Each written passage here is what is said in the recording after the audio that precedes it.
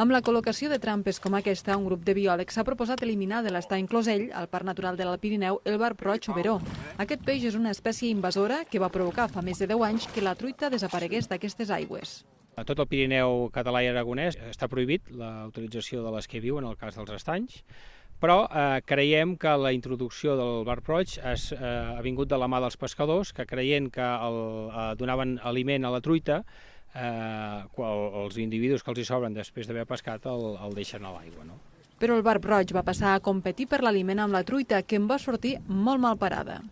Aquest estany sorprèn d'entrada perquè és de color verd i no blau com la majoria a l'alta muntanya. El motiu és la gran quantitat d'algues que hi ha perquè els barb roig han eliminat els crustacis, que són els que se les mengen.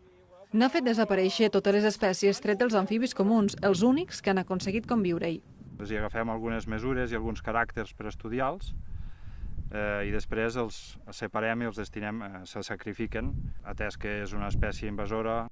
Això s'emmarca dins d'un pla estratègic del Departament d'Agricultura de combatre, les espècies invasores, molt específicament als parcs, però vull dir, seria paral·lel a d'altres actuacions que s'estan fent, com el caragol poma. La idea del departament és estendre aquesta experiència pionera a Catalunya a altres estanys del Parc Natural de l'Alt Pirineu i també al d'Aigüestortes.